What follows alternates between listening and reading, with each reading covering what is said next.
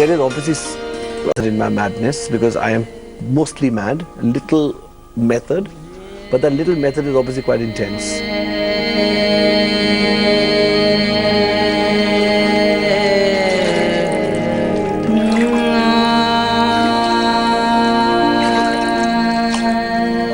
I've been having a really really intense romance and love affair with a fabric called muslin.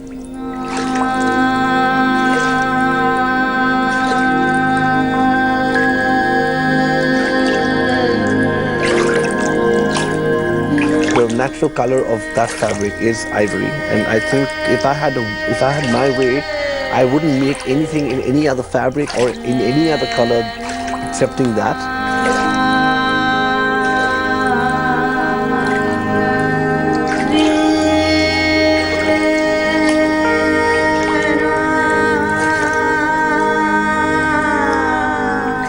My sense of fashion is actually it's very understated.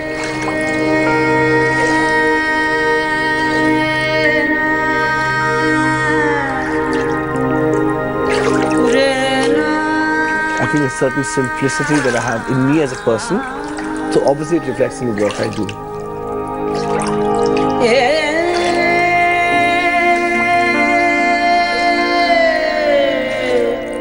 I don't even go to work most days. I go to work at 1 in the afternoon, and you know, this is something that people envy. I know a lot of my fraternity really envy, and that is something, the only thing I think that people resent me for.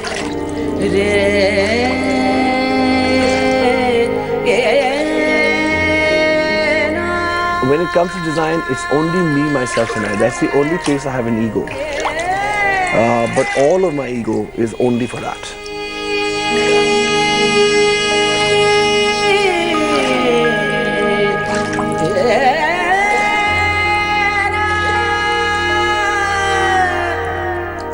I do everything better now. I'm older and wiser, and I'm in a very happy zone. I have my life all sorted out,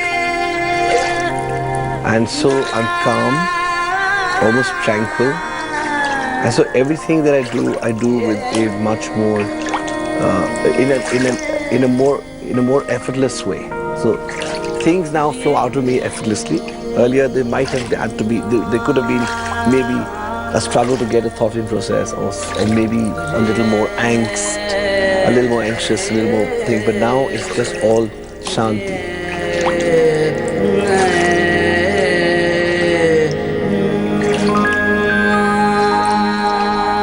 I started working with my brother and the business that family still has when I was still in college. So I used to come back from college and go straight to where my brother's factories and offices were. So I started doing that, and then I worked there for many years, and at that time I was doing collections for the international market. And then while I was still doing this, at that time my closest friend, God bless his soul, Rohit Bal actually kind of literally picked me up and pushed me into this whole amazing world of fashion, because I wouldn't have maybe done it on my own, but he literally pushed me, dragged me into it, and there it was. And suddenly I was doing collections, and I didn't even know when it started, how it happened, but I know for a fact that there was just one single-handedly, it was Rohit Bal who actually put me into this, and you know, that's how it actually happened. The drama that Rohit has always had, the flamboyance and the confidence with which he does things is really what sets him apart, I think. I'm so delighted for him. What attracts people to fashion initially, which of course is totally far from the truth, is the fact that people think it's very glamorous. The press portrays it as being very glamorous, because what you see in pictures and magazines and newspapers on page 3, the disgusting thing, is designers only at parties or on the ramp or with models or with film stars or with glamorous people. And so everyone thinks, oh my God, this is the best thing to be.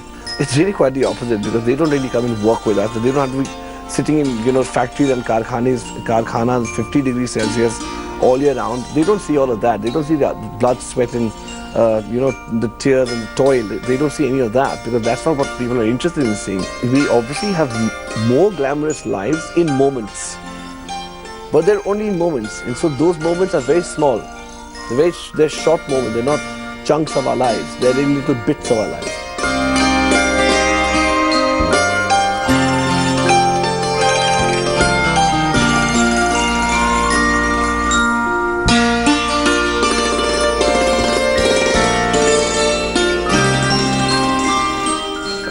Fashion is art, period. So I don't care whether you call it wearable or not wearable. All fashion is art if it's done like art. I mean, you have to make it in a way that it can be called art. But fashion in itself is an art form. It's not just making. I mean, it's not about wearing it and not wearing it. It really is an art. I mean, it's writing a book is an art. Art is not just only about what you put on the canvas or what you make out of stone or bronze. I think art is what fashion designers do. We create art just a little more often, and yes, now what you see sometimes is also it's sold in the same price brackets, and I think yes, fashion is a very strong art.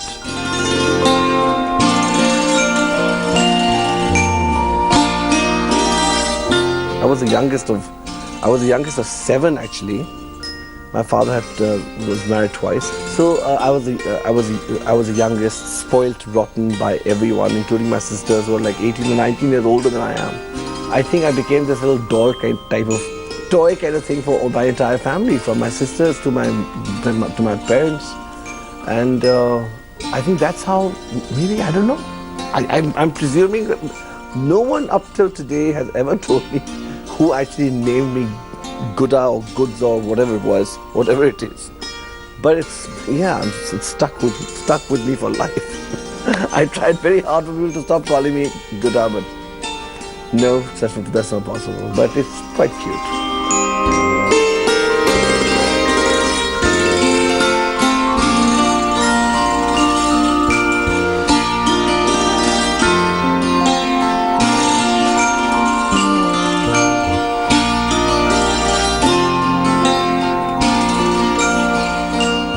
I've known him all my life, and I love his clothes. I think they're beautiful, and he is somebody who would be making one of my wedding garments for sure. So I love you, Rohit, Gada, and my mom loves you, my family loves you. I love wearing your clothes. You make me feel beautiful, and you're a true artist, and I hope you're around for the next 25 years making these beautiful, beautiful clothes and doing beautiful weddings, and that's it.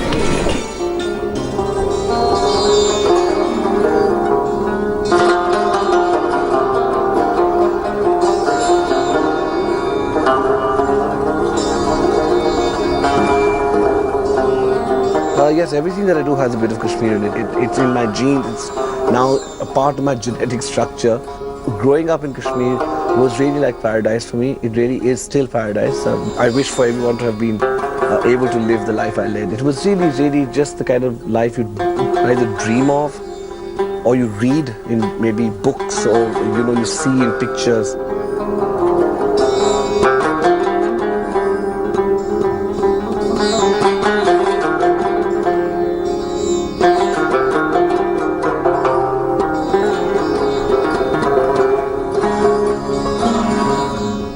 First collection I did was actually, it was a show which was being done by Ensemble in Delhi. I think it was Ensemble's first show. And there was only, the designers at Ensemble that time only did women's clothes, and there was no menswear designer. And so Rohit Costa pushed me into doing a menswear collection to go with all the other collections. So I did that. That was the first collection I did. So my collection was kind of extremely scattered, because I had to kind of, all the designers who were doing the women's collection, I had to actually match my collection for men with each one of their looks. So it was really quite, it was not easy, but it was a huge success. And at that time there was nobody doing men's clothes really. And so we sold that collection within 5 minutes, and then we resold it and kept selling it again and again. And it was all very exciting. That was the first collection. There wasn't any name for it because there was too many different collections in the same thing. But that was the first one I did, and then of course after that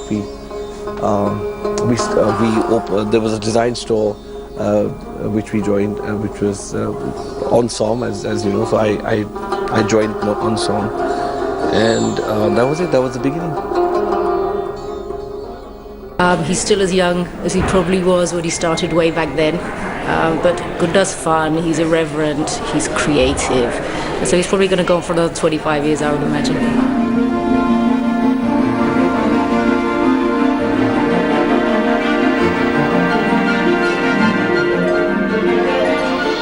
The pressure is intense.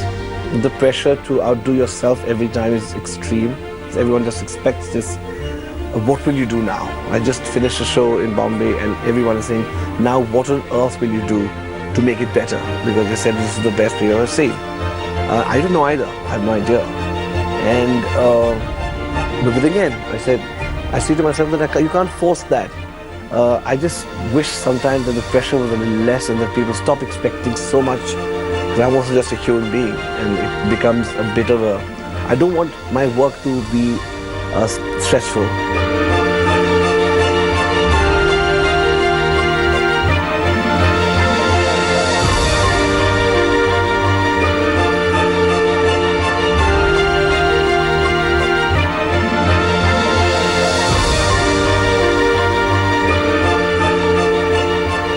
My thought process revolves only around what I want to do. There is no formula that I follow, and it's not something that I say, okay, fine, okay, so now I've done a show, everyone loved the collection, everyone loved the show, so now I'm going to do this. No, it doesn't work that way for me.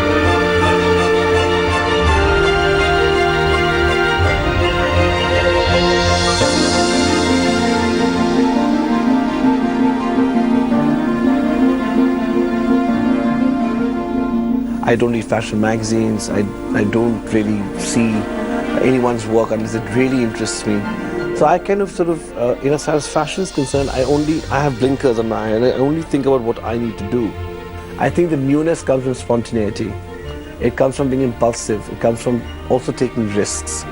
And so I take a lot of risks, and like I said, most times, touch wood, those risks have kind of worked out. And I think if you don't take risks, then you're going to be just dead boring.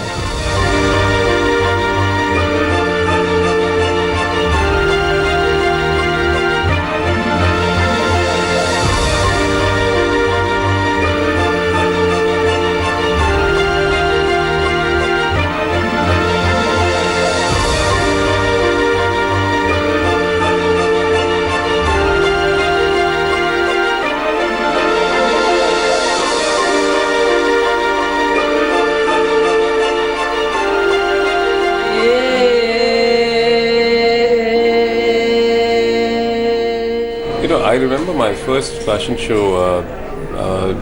I had just come back from 10 years in America, and I didn't know how to book models, especially in Jodhpur. We didn't have access, so I reached out to him. I said, I'd just gotten to know him, and so he said, listen, let me come and do the choreography for the show. And I said, that'll be lovely.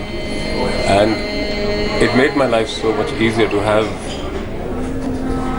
Rohit, Tarun and a couple of these legendary designers helped me out with my first show. So to me, he's one of the most generous personalities in terms of design and support system for the younger generations, and to see him reach where he has is really inspirational.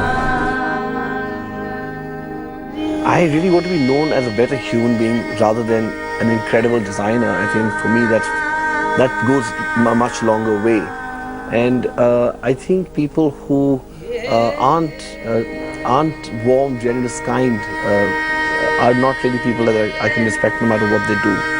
I think the most important thing to have in any profession is goodwill and good thoughts from other people. And that reminds me each day that I must continue being this person.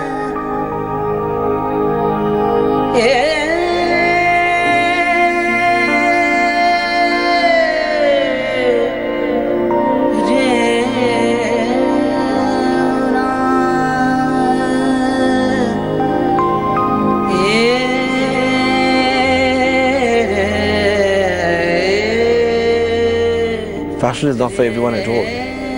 I think fashion is always going to be for just very few people. And I'm not talking about affordability or anything. I'm talking about sensibility. Mostly and more so in India, where there's so many other issues and so many other important things that need to be sorted out. So fashion is always going to be right at the end of anyone's list. So very few people can actually afford what we call fashion or what fashion is conceived as.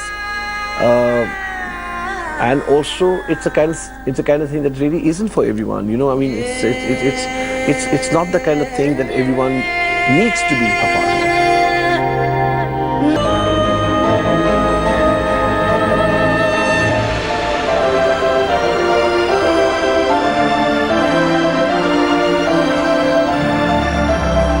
When I thought about putting all these designers in the show again, was something that just happens very, very spontaneously. I just said, why would I not want, him to be in my show? Or then suddenly, why not him and her and her? And all it took was just one little phone call, and they said, of course. And also, it was actually quite epic, because it was really getting the entire industry together on that one ramp with a huge amount of happiness, and everyone kind of sort of, loving what they were doing. And let's face it, all designers, barring a few, loved to be on the ramp and loved to be on camera. So it was a great, it was just this thing that happened spontaneously. I mean, of course, and some of them I didn't even have time to make clothes for some of them. I said, listen, please, I would have made this for you, just get it made on your own. You're all designers, it just needs to be blue. So a lot of them even wore their own clothes, but proudly saying that it's done by me.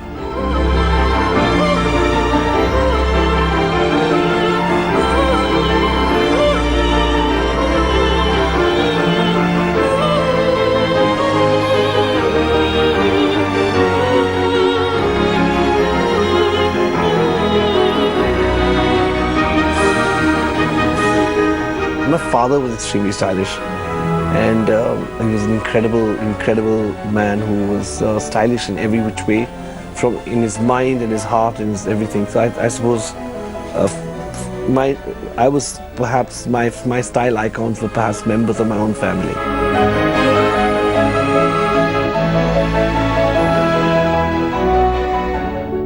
I don't particularly design anything for with the thought of it being on the red carpet or walking on the red carpet. Again, like I said, been there, done that.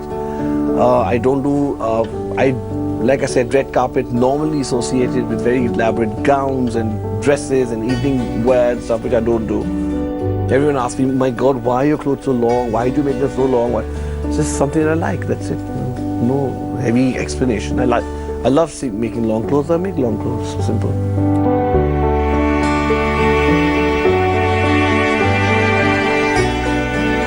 If I weren't doing fashion, normally I say I'd be dead. But no, I wouldn't. If I weren't doing fashion, I'd be a writer. Just love the concept of saying, friend, I'm going away for a year. I'm going to the south of Spain because I'm going to write my next book. I think that's just such an incredible story and a fantasy for me. But I wish I could just do that and say, okay, fine, I'm going to wait. I'm on a sabbatical because I'm going to write a book somewhere. That doesn't work because too many people are dependent on me, and I can't just run away like that.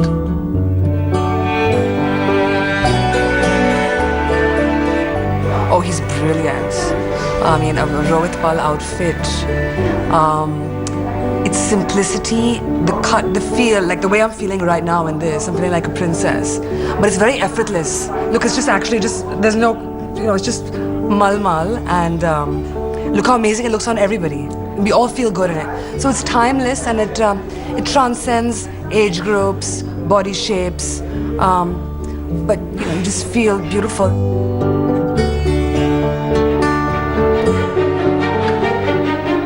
Mood boards, all this means nothing to me. I have teams to do that for me. So like I said, because of the fact that I've decided I have the one life and I'm going to live it the way I want to live it. So I decided I will part with my wealth, give that wealth to capable people. So I've hired the best people there are. I delegate a lot. But the only thing that I'm really possessive and careful about is design. So if it's anything to do with design, it has to happen through me, and it cannot happen through any other channel.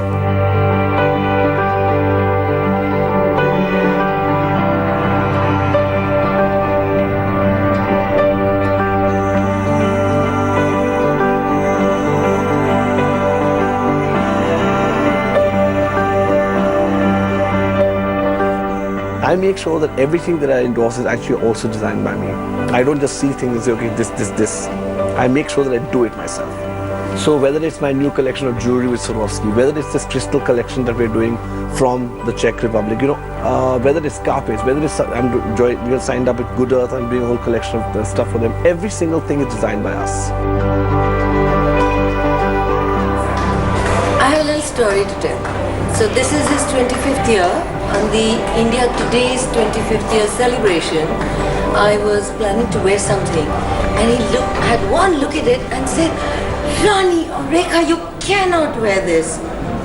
And within 48 hours, he designed the crumple tissue silver outfit for me, and it dried on me because it wasn't dried within 48 hours. It dried on me and it just looked terrible. Even before that, I loved Gudda. After that, I just adored him. And I adore his style. I just love him.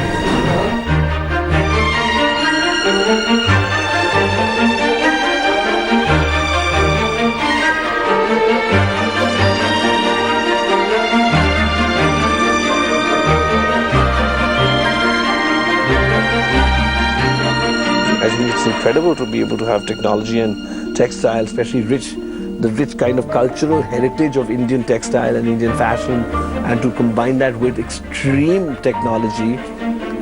It's not easy, it's a challenge, but if done well, it can be really spectacular.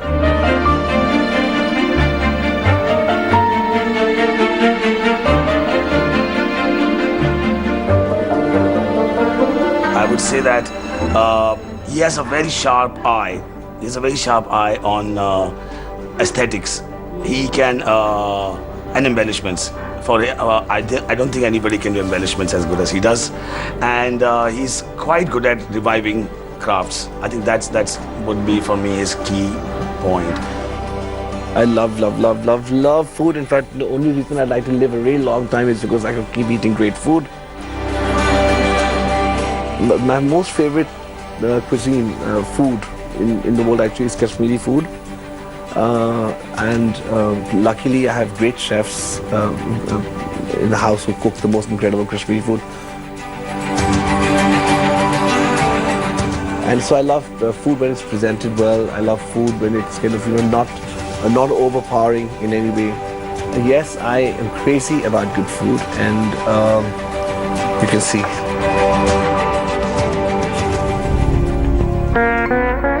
I dream of total shanti. I dream of living in a beautiful cottage, lots and lots of beautiful trees, beautiful flowers. Maybe in Goa, maybe in Spain.